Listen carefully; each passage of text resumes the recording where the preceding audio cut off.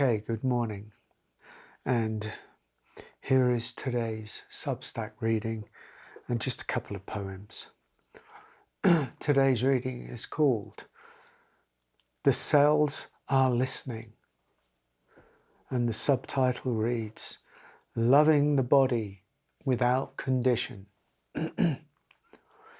True spirituality must eventually include the body, not as an obstacle to awakening, nor as an idol to worship, but as part of the sacred wholeness of existence itself. There is a subtle violence in the way many of us relate to the body. Even those deeply immersed in spirituality often carry an unconscious hostility toward this living organism.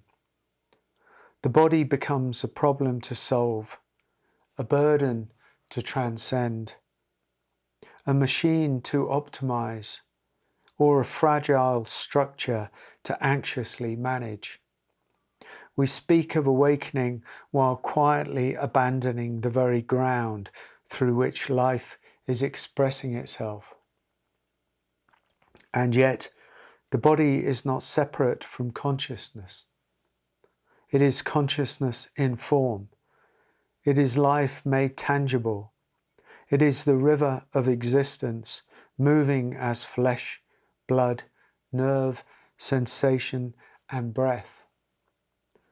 When I speak of loving the body, I am not speaking of narcissism, indulgence, or obsessive self-care. Nor am I speaking of using love as a strategy to heal, improve, or fix ourselves.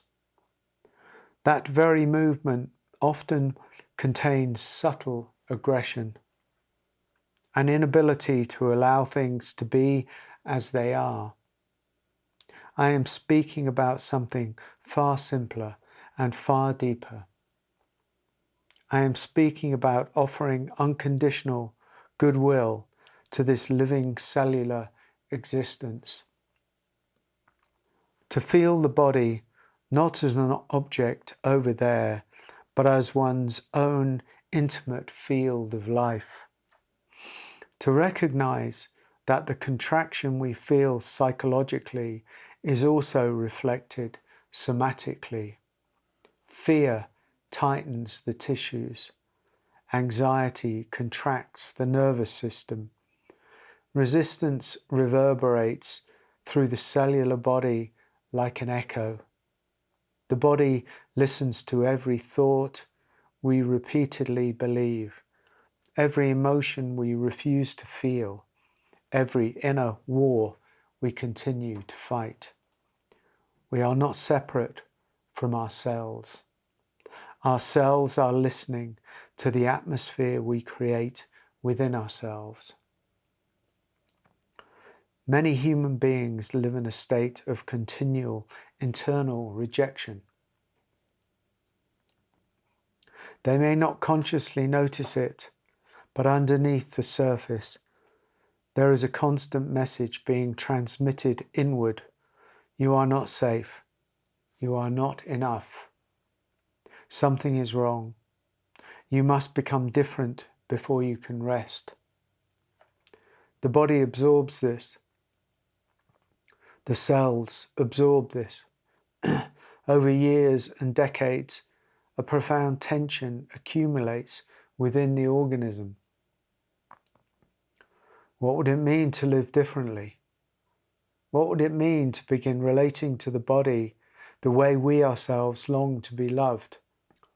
Not with demand, fear, manipulation, or constant fixing, but with presence, kindness, listening, patience, and warmth. There is an intelligence in love that the controlling mind cannot comprehend. Love does not force the flower open. It creates the conditions in which opening becomes possible. The same is true inwardly.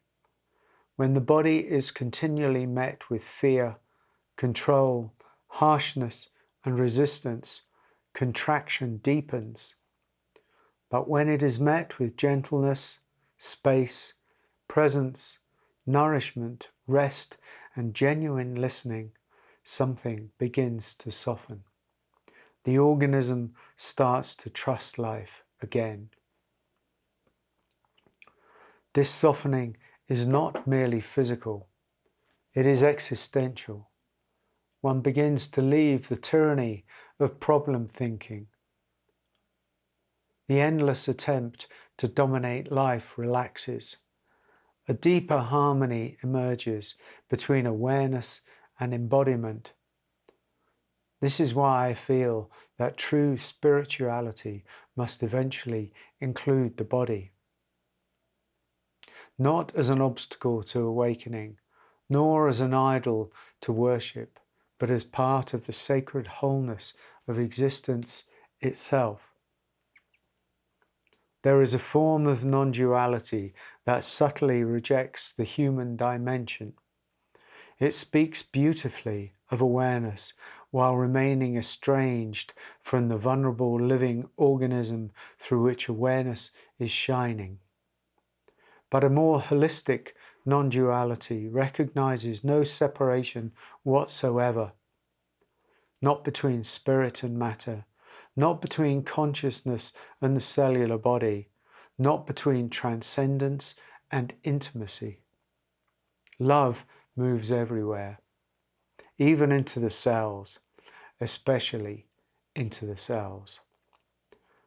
And perhaps one of the great healings available to us is not found through more seeking, more control, or more self-improvement, but through learning to quietly offer goodness inwardly, without condition, not because it will guarantee health, prevent death, or solve the mystery of being human, but because love in its truest nature naturally moves towards inclusion rather than rejection, toward participation rather than abandonment, toward tenderness rather than war. Perhaps the body has been waiting for this all along. A few poems. 3. You want to talk about your spiritual journey. I beg you to talk about your human life. You say, I am searching for liberation. I say, love your existence. For what you seek beyond yourself has always been waiting inside the life you are trying to escape. What wings we have, now folded in, protecting us, yet meant to unfurl and carry us into wonder. What hope we carry, dashed on the rocks of our wounds, yet meant to dissolve into the ocean of our being. And what self we defend through years of struggle, carefully assembled from fear and memory, never knowing it too was only a cocoon waiting to break open in the light of love. My friend, offer your cellular body goodness, and it will return the favor. Thanks for watching. Many blessings.